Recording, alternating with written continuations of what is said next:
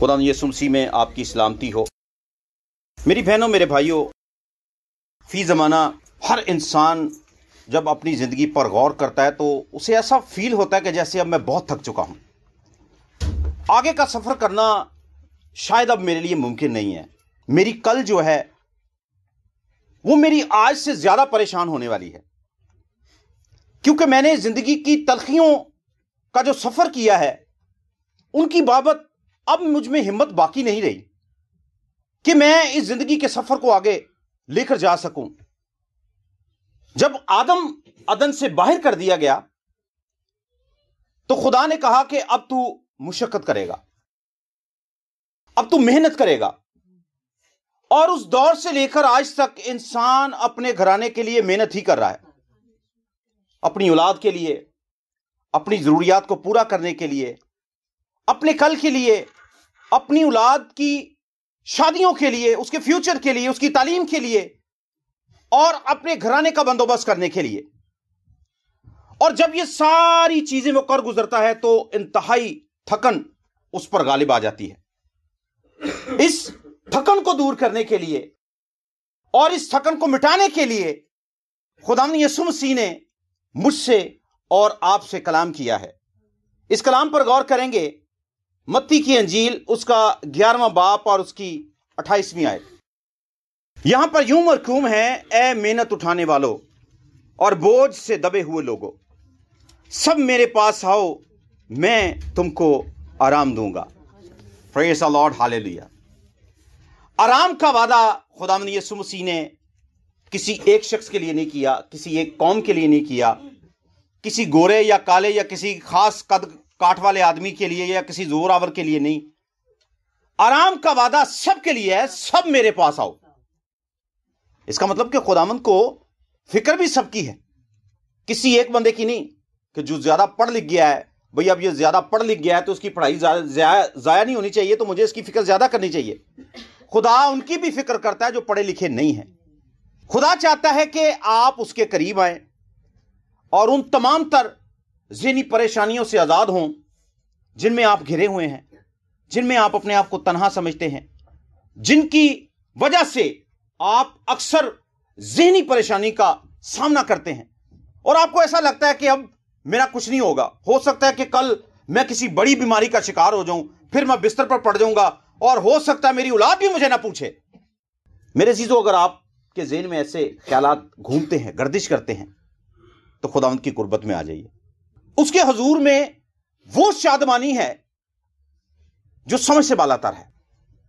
خدمت کے ان 21 سے 22 سالوں کے اندر میں نے پرسنلی بہت سی مصیبتوں کا سامنا کیا ہے۔ میرے ان خادم ساتھی بھائیوں نے، کلیسیا کے اندر بہت سے لوگوں نے مشکلات کا سامنا کیا ہے، اور یہ مشکلات ایسی تھی کہ ہمیں یہی فیل ہوتا تھا کہ اب یہ ختم ہونے والی نہیں ہے، کیونکہ ان کا سلسلہ ایسا بن چکا ہے کہ یہ ہم پر غالب آئیں گے۔ لیکن چند لمحوں کے اندر ہی خداوند نے ان کا رخ بدل دیا، جیسے خدا سیلابوں کا رخ بدل دیتا ہے، طوفانوں کا رخ بدل دیتا ہے، بلکہ طوفانوں کو تھما دیتا ہے اور ختم کر دیتا ہے، ایسے خدا نے ان بکھرے ہوئے طوفانوں اور مصیبتوں کے سیلابوں کو پل بھر کے اندر ختم کر دیا۔ خدا کے حضور کیسی بڑی تسلی ہے اور شادمانی ہے۔ ہماری غلطی یہ ہے کہ ہم اپنی فکروں کے ساتھ، اپنی مصیبتوں کے ساتھ ڈیل کر لیتے ہیں، سمجھوتا کر لیتے ہیں کہ ہم نے اسی طرح جینا ہے، ہم نے اسی طرح چلنا ہے، اور ہم ان تمام تر فکروں کو لے کر زندگی گزارنا پسند کرتے ہیں۔ لیکن خدا کا کلام اگر ہم پڑھیں تو ہمیں یہ بات سمجھ آتی ہے کہ ان تمام تر مسائل کا حل جو ہے وہ خداوند کی حضوری میں ہے۔ ہم خداوند کی حضوری میں جھکنا بھول جاتے ہیں اور اس کو اہمیت نہیں دیتے، یا ایمان کا وہ درجہ نہیں ہے کہ جس میں ہم خداوند کی حضوری میں جھکیں اور اس برکت کو ریسیو کریں۔ اس بات کا اقرار تو کرتے ہیں کہ خداوند ساتھ ساتھ ہے، لیکن اپنے آپ کو تنہا ہی محسوس کرتے ہیں، اور پھر وہ تمام تر مسائل ہم پر غالب آتے جاتے ہیں، اور پھر جناب جینے کی امید بھی ایک وقت میں آ کر ختم ہو جاتی ہے۔ کہتے ہیں کہ یار بس ہوں میرے والی بس ہوگی، میرا ہوں کچھ نہیں بنے گا، شاید اے سال یہ جو میں کڈا دے۔ میری بہنوں، میرے بھائیوں، ایک عورت ایسی تھی جو 12 برس سے بیمار تھی، اسے آرام کی ضرورت تھی، اور لکھا کہ یہ بے شمار طبیبوں کے پاس وزٹ کر کے آئی ہے، شاید مالدار بھی ہو، پیسہ بھی خرچ کیا ہے اس نے، لوگوں کے مشوروں پر بھی عمل کیا ہوگا، لیکن اس کی ملاقات منجی دو جہاں سے نہیں ہوئی، یسوع المسیح ناصری سے نہیں ہوئی۔ خدا کے کلام میں لکھا ہے کہ اس نے سنا کہ المسیح اس زمین پر موجود ہے اور اس کی مانند کوئی ہستی نہیں۔ یہ بیماروں کو شفا بھی دیتی ہے، یہ دکھیوں کے دکھ بھی دور کرتی ہے، اور یہ ہر طرح کے روگیوں کے روگ چنگے کر دیتی ہے۔ اس عورت نے بڑی لڑائی کی ہے۔ 12 سال کوئی چھوٹا عرصہ نہیں ہے، 12 سال ایک بہت بڑا عرصہ ہے، اور یہ جنگ لڑتی رہی ہے۔ اسے امید تھی، آس تھی کہ جناب میں کسی طرح شفا پا جاؤں، لیکن طبیبوں کے پاس پھرنے سے، لوگوں کے مشوروں پر عمل کرنے سے شاید اسے آرام نہیں آیا۔ آرام اس سے کب آیا جی؟ جب اس نے یسوع مسیح سے ملاقات کا فیصلہ کیا ہے۔ آرام کب آیا جی؟ اور اس کی ملاقات پوری بھیڑ سے انوکھی ہے، ایک الگ ملاقات ہے اس کی۔ اس کا فیصلہ بھی الگ ہے اور اس کی ملاقات بھی الگ ہے۔ نہیں سوچا اس نے کہ میرے دائیں کون ہے، میرے بائیں کون ہے، میرے آگے کون ہے، میرے پیچھے کون ہے، مجھے کون دیکھ رہا ہے، میرے بارے میں کون سوچے گا۔ وہ بھیڑ کو چیرتی ہوئی اسے پتا تھا کہ میں اب اس منزل پر آ گئی ہوں جہاں پر میری مشکلات کا حل ہے۔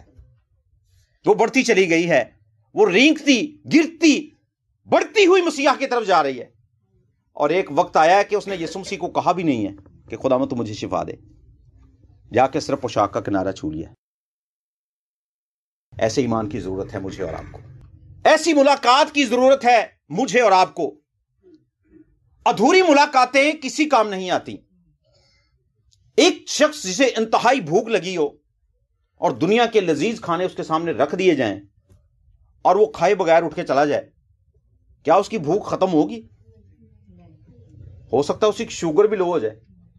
میری بہنوں میرے بھائیوں، ہم اکثر اوقات اسی طرح کی ملاقاتیں کرتے ہیں۔ جب خداوند سے ملاقات کا وقت آتا ہے تب ہم اٹھ جاتے ہیں۔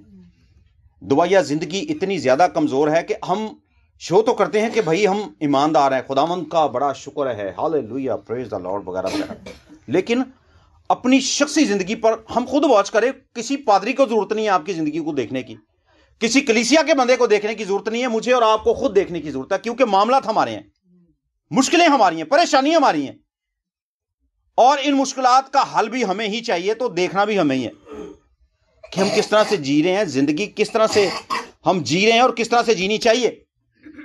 اس عورت کے فیصلے نے پل بھر کے اندر اس کی زندگی کو بدل کے رکھ دیا، اور یہ عورت جو 12 سال سے مشکل کا شکار تھی، ایک بڑی بیماری کا شکار تھی، پل بھر کے اندر اس عورت کو شفا مل گئی۔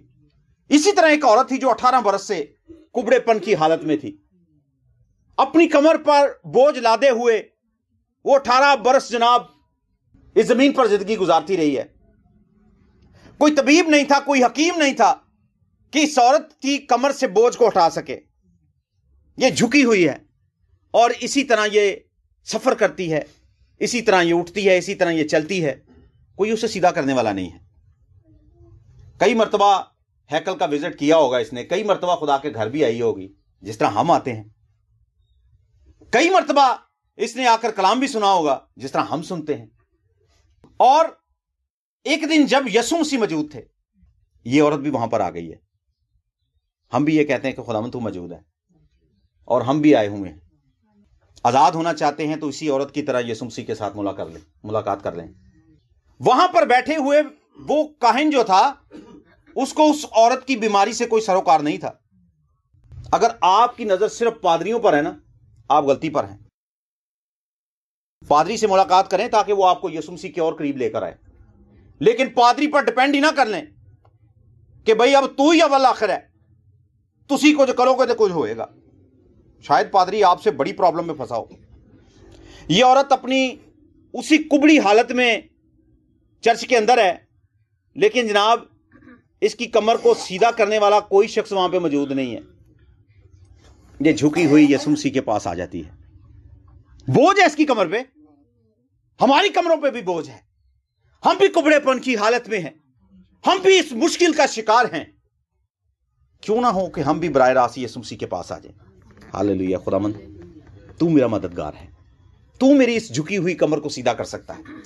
میں تو کئی سالوں سے کوشش کر چکا ہوں لیکن میں آزاد نہیں ہوا۔ ایمان رکھتے ہیں، خدا کے کلام کو جانتے ہیں، اور ہم یسوع مسیح کو بھی جانتے ہیں کہ یسوع مسیح ہے کون در حقیقت؟ یسوع مسیح خدا تعالیٰ کا بیٹا ہے جو اول اور آخر اور سب کچھ کرنے کی قوت اور قدرت رکھتا ہے، اور پل بھر کے اندر ہی یسوع مسیح نے اس کی کمر کو سیدھا کر دیا۔ پہلے وہ جھکی ہوئی تھی، یسوع مسیح کی ملاقات کے بعد جناب وہ تن کے کھڑی ہو گئی۔ آپ کی کمروں پر بھی بوجھ ہو سکتا ہے، آپ بھی مشکلات کا شکار ہو سکتے ہیں، آپ بھی دکھوں سے رہائی پانا چاہتے ہیں، تو ملاقات کر لیجئے یسوع مسیح کے پاس۔ اے محنت اٹھانے والوں اور بوجھ سے دبے ہوئے لوگوں، کس سے دبے ہوئے لوگوں جی؟ بوجھ سے دبے ہوئے لوگ۔ کرنا کیا ہے تم نے میرے پاس آنا ہے، میرے پاس آؤ، میں ہی تم کو آرام دوں گا۔ ہماری زندگی مشکلوں سے بھری ہے، ہر دن مصیبت ایک نئے رخ میں آتی ہے، لیکن خدا اس نئے رخ کی مصیبت کو نئے رخ سے ہی ٹال دیتا ہے۔ ہم سوچتے کچھ ہیں کہ یار کل ہمارا یہ کام ہوگا، یہ ہوگا، وہ ہوگا، لیکن کل فرق طریقے سے آتی ہے۔ تو خداوند کا وعدہ ہے کہ مصیبت میں میں تیرے ساتھ ہوں۔ ڈیپینڈ کرتے ہیں آپ خدا پہ، بھروسہ رکھتے ہیں آپ خدا پہ، ہاللیلویا۔ خدا چھڑائے گا، بچائے گا۔ خدا حقیقت میں آپ کا آج بھی ہے اور آپ کا کل بھی ہے۔ جس نے اس بات پہ ایمان رکھ لیا ہے نا، وہ خدا کی قدرت کے عظیم نظاروں کو دیکھے گا۔ 22 سال پہلے ہمارا گھرانہ بھی انہی مشکلات کا شکار تھا، کوئی بچانے والا نہیں تھا، کوئی چھڑانے والا نہیں تھا۔ آپ جانتے ہیں کہ ہمارا گھرانہ جادوگروں کا گھرانہ تھا، ہمارا گھرانہ خدا سے بہت دور تھا، اور انتہائی دکھوں میں زندگی گزاری ہے ہم نے۔ اس دور کے اندر کوئی مدد کرنے کے لیے تیار نہیں تھا، فاقے کئی دن ہم بھوکے رہے ہیں، کھانا نہیں کھایا، اور یہ کسی ایک وقت کی بات نہیں ہے، 3 وقت کی بات ہے، 3 ٹائم ہم نے کھانا نہیں کھایا۔ وجہ کیا تھی؟ وجہ یہ تھی کہ ہم خدا سے دور تھے۔ روٹی سے دور رہنے والا شخص کبھی گلہ نہیں کر سکتا کہ مجھے روٹی نہیں ملی۔ ہم روٹی سے دور تھے۔ یسوع مسیح نے فرمایا نا کہ زندگی کی روٹی میں ہوں، زندگی کی روٹی میں ہوں۔ تو ہم زندگی کی روٹی سے دور تھے۔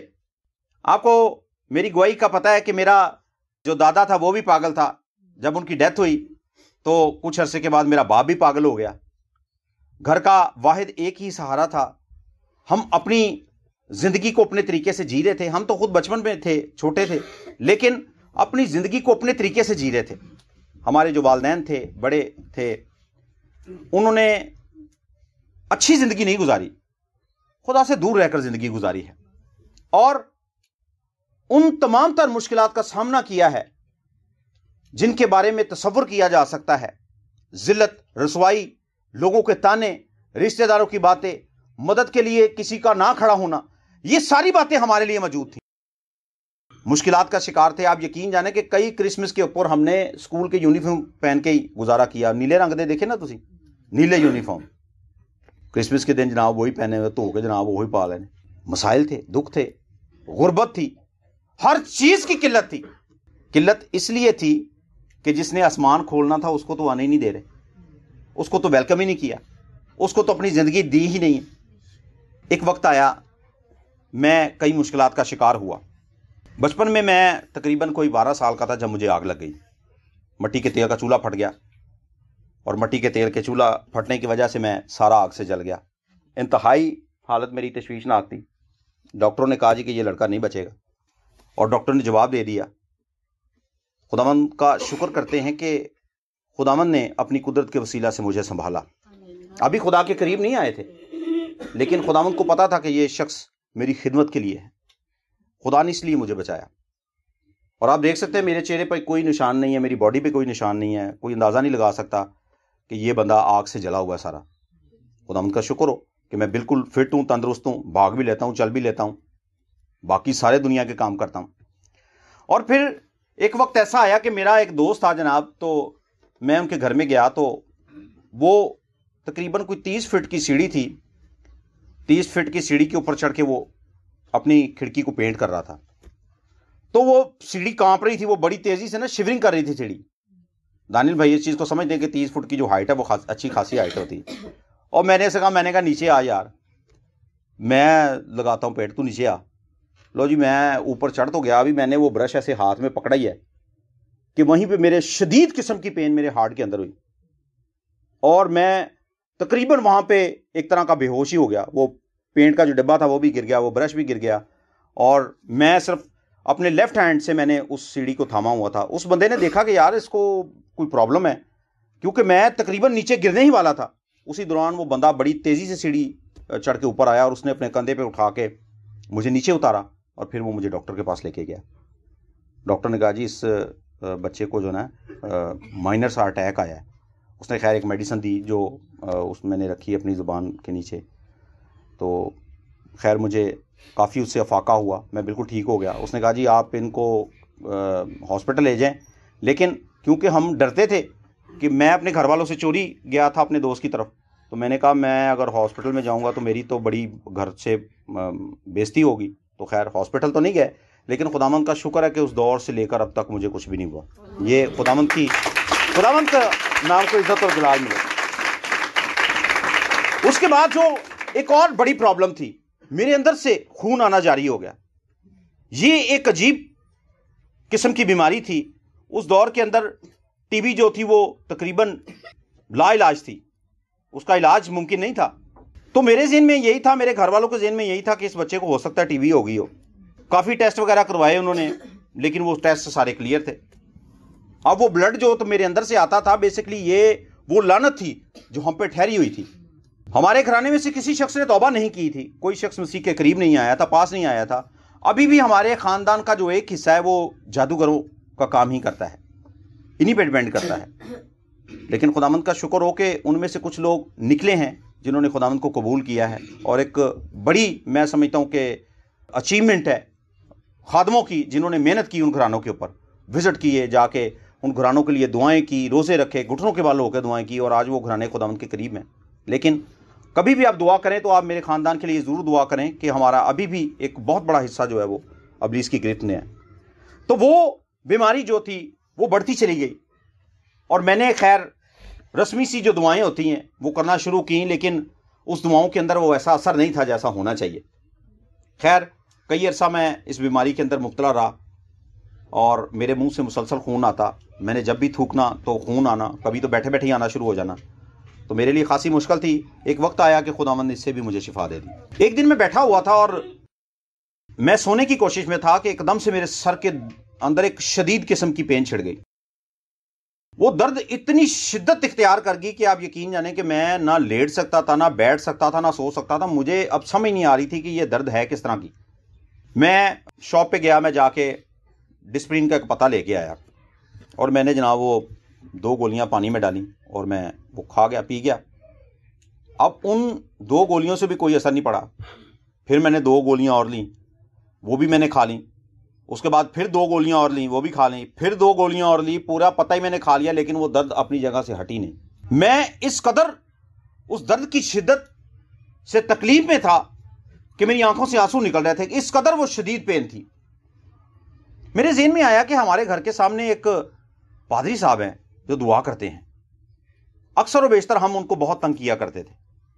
ان کا دروازہ کھڑکا کے جناب بھاگ جانا جب دعا ہو رہی ہوتی، ان کو تنگ کرنا، سیٹیاں بجانی، اونچی اونچی آوازیں کسنی، اوئے اوئے. وہ بڑے پریشان تھے ہم سے. شاید ہم ابلیس کا کام بڑی تیزی سے کر رہے تھے. وہ پادری صاحب بڑے نہ اکثر ہم سے تنگ رہتے تھے. اب میرے ذہن میں یہ بھی تھا کہ یار میں اگر جاؤں گا تو پادری صاحب تو پہلے مجھے غصے سے دیکھیں گے کہ بھئی یہ کدھر. میں اپنی اس بگڑی ہوئی حالت میں گیا اور میں نے جا کے دروازہ نوک کیا. میرے لیے بلیسنگ کی بات یہ تھی کہ پادری صاحب نے ہی دروازہ کھولا. ان کے اندر شفقت اتنی تھی کہ انہوں نے مجھے پوچھا کہ بیٹا آپ کدھر. میں نے اپنی حالت بیان کی، اور بیان کرتے ہوئے تھوڑا سا مجھے سکون ملا، کیونکہ میرے ذہن میں یہی تھا کہ پادری صاحب پہلے تو ہو سکتا کہنا بھئی تو کدھر آیا بھئی. خیر انہوں نے میری بات کو سنا اور انہوں نے مجھے اندر بلا لیا. ان کا جو پریئر روم تھا وہ سیڑھیوں کے اوپر تھا، وہ مجھے لے کے گیا اور وہاں پہ انہوں نے بٹھا دیا. کچھ اور خادم ساتھی بھی آئے ہوئے تھے ان کے. تو وہ میرے لیے دعا کرنے لگے تو ایک دم سے وہ رک گئے اس طرح سے. انہوں نے باقی خادم ساتھیوں کو بھی بلایا. انہوں نے کہا جی اس بچے کے ساتھ خاصا مسئلہ ہے، آپ اوپر آئیں. انہوں نے تقریباً 15 منٹ ورشپ کی. ورشپ کرنے کے بعد انہوں نے میرے سر پہ ہاتھ رکھا. کبھی وہ درد جناب آگے چلی جائے، کبھی پیچھے چلی جائے، کبھی وہ میرے سر کے اندر اس طرح گھوم رہی تھی کہ مجھے یہی فیل ہو رہا تھا کہ شاید اب یہ میرا جو دماغ ہے یہ پھٹ جائے گا، لیکن چند لمحوں کے اندر ہی وہ درد ایسے ختم ہوگی جناب جیسے وہ تھی نہیں۔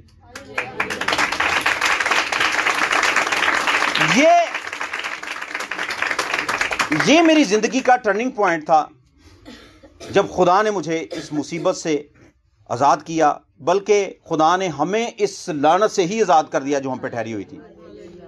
میرے کان کے اندر بالی تھی، میں نے عجیب سے وہ لاکٹ پہنے ہوئے تھے، ہاتھ کے اوپر 2 کڑے تھے جناب، ایک عجیب سی ٹوپی پہنی ہوئی تھی، ٹوپی تو پہلے ہی انہوں نے لواتی تھی، باقی مٹیریل بھی انہوں نے کہا بیٹا اتارو، اور انہوں نے کہا جی کہ عہد کرو کہ آئندہ کے بعد تم خدا کے ساتھ چلو گے۔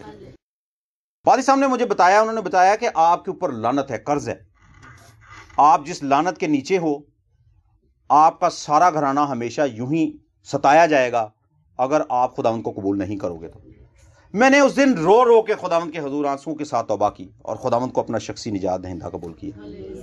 اگلے دن ہی بپتسمے تھے، پھر میں نے جا کے جناب بپتسمہ لیا، اور وہ دن اور آج کا دن آرام ہی رام ہے۔ اے محنت اٹھانے والے اور بوجھ سے دبے ہوئے لوگوں، میرے پاس آؤ، میں تم کو آرام دوں گا۔ میری بہنوں، میرے بھائیوں، ہر شخص کو آرام کی ضرورت ہے، آپ کو بھی آرام کی ضرورت ہے۔